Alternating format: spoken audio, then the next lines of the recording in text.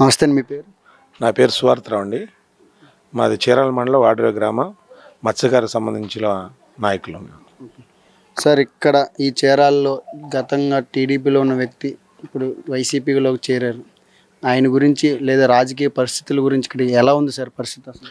మొట్టమొదటిగా ఏంటంటే వైఎస్ఆర్ పార్టీలో జగన్మోహన్ రెడ్డి గారు స్థాపించినప్పటి నుంచి కూడా గవర్నమెంట్ వచ్చిన తర్వాత పేద బడుగు బలహీన వర్గాలందరూ కూడా ఏమేమి అవసరం క్షుణ్ణంగా పరిశీలించి ఎవరు కూడా ఏ ముఖ్యమంత్రి ఆలోచన లేని విధంగా ప్రతి ఒక్కరి కష్టాలు తెలుసుకొని వాళ్ళకి ఏమైతే అవసరమో ఏమైతే వాళ్ళకి అవసరమైతే వాళ్ళ బతుకులు బాగుంటాయని చెప్పేసి మన జగన్మోహన్ రెడ్డి గారు ముఖ్యమైన తర్వాత ప్రతి ఒక్కరు కూడా ఇంటింటికి వాలంటీర్ వ్యవస్థ ఏర్పాటు చేసి ప్రతి ఒక్కరిని మన్ననలు పొందుతూ అన్ని సంక్షేమ కార్యక్రమాలు చెప్పినవి కాకుండా చెప్పనివి కూడా కొన్ని పేద బడుగు బలహీన వర్గాలందరూ కూడా అందించిన వ్యక్తి మన జగన్మోహన్ రెడ్డి గారు.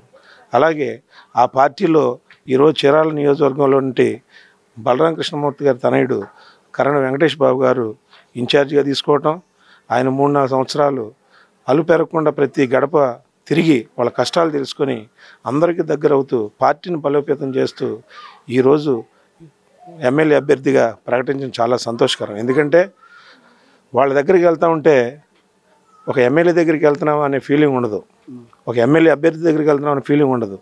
అందరిని హక్కును తెచ్చుకొని ఒక అన్నదమ్ముల భావంతో వాళ్ళు చూసుకుంటూ ప్రతి ఒక్క మన్నలు పొందుతూ ఇలాంటి బిడ్డకైతే మనం ఎమ్మెల్యే గెలిపించినట్లయితే మనం ఒక ఇంట్లో మన పెద్ద కొడుకు ఎమ్మెల్యే అవుతున్నాడు అనే ఆలోచన విధానంతో ఈ చీరాల నియోజకవర్గ ప్రజలు ఉన్నారని చెప్పేసి నేను ఘంటాపదంగా చెప్పదలుచుకున్నాను. సార్, ఇప్పుడు నాయకులు అయితే పార్టీ మారారు, ప్రజలు ఎంతవరకు మారుతారనే అవకాశం లేదు కదా? ప్రజలంటే పార్టీ మారినంత మాత్రాన మనుషులు వ్యక్తిత్వం చూసి కూడా ప్రజలు ఖచ్చితంగా పట్టం కట్టే విధంగా ఉంది. వైఎస్ఆర్ పార్టీ తరఫున ఆయన చేసినటువంటి సంక్షేమ కార్యక్రమాలు కొన్ని అయితే, అలాగే ఈ వెంకటేష్ బాబు గారు ప్రతి ఒక్కరికి ఇంటికి వెళ్ళి అందరి కష్టాలు తెలుసుకుంటూ వాళ్ళకు దగ్గరే విధంగా అభివృద్ధి బాటలో నడిపించాడు చీరాల నియోజకవర్గాన్ని. ప్రతి ఒక్క మా వాడ్రే గ్రామం ఉందండి, ఇక్కడ మొత్తం లైట్లన్నీ వేసి అప్పుడైతే దొంగతనాలు జరిగాయి, వల్లయి ఎవరు తీసిపోయేవాళ్ళు అర్థమయ్యేది కాదు. ఈరోజు దరిదాపుగా 2 కిలోమీటర్ల మేర లక్షల రూపాయలు ఖర్చు పెట్టి ఎవరికీ లేని ఆలోచన విధంగా బలరామ కృష్ణమూర్తి గారు ఈరోజు లైటింగ్ వేసి ప్రతి ఒక్కరు హైదరాబాద్ నుంచి, తెలంగాణ నుంచి, ఇటు నుంచి మొత్తం అన్ని ఏరియాల నుంచి కూడా పర్యాటక కేంద్రంగా ఈరోజు మా వాడ్రే గ్రామాన్ని సందర్శిస్తూ ఉన్నారు. సంక్షేమ పథకాల గురించి ఎలా ఉంది సార్ ఇక్కడ? సంక్షేమ పథకాలంటే చెప్పనవసరం లేదండి. నిజంగా ఏ ముఖ్యమంత్రి చేయని విధంగా జగన్మోహన్ రెడ్డి గారు ప్రతి బడుగు బలహీన వర్గాలకి ఏదైతే అవసరమో అన్నీ కూడా పరిశీలించాడు. అసలు 1-2 కాదండి. మాకైతే గతంలో టీడీపీ గవర్నమెంట్లో ఈ బ్యాన్ పీరియడ్ వచ్చినప్పుడు మత్స్యకారుడికి 4,000 ఇచ్చేవాళ్ళు.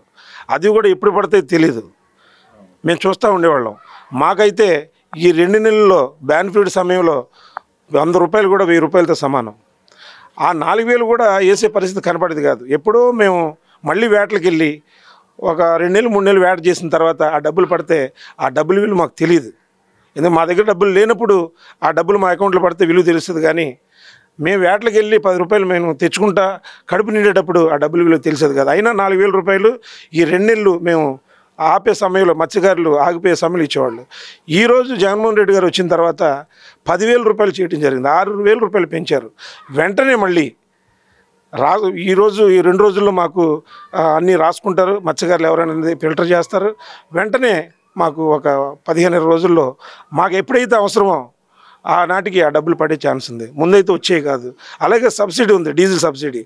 గతంలో 6 రూపాయలు ఇచ్చేవాళ్ళు, ఈరోజు 9.5 రూపాయలు పెంచి కార్డు, ఏటీఎం కార్డు ఏదైతే మనం ఏటీఎంలో పెట్టి డబ్బులు తీసుకుంటామో అదేవిధంగా ఈరోజు బంకుకి వెళ్ళగానే ఆ డీజిల్ కొట్టించిన వెంటనే ఆ కార్డు ఇవ్వగానే ఆ సబ్సిడీ డబ్బులు 9.5 రూపాయలు కూడా కట్ అయిపోయి మిగతా డబ్బులు కట్టుకునే పరిస్థితి.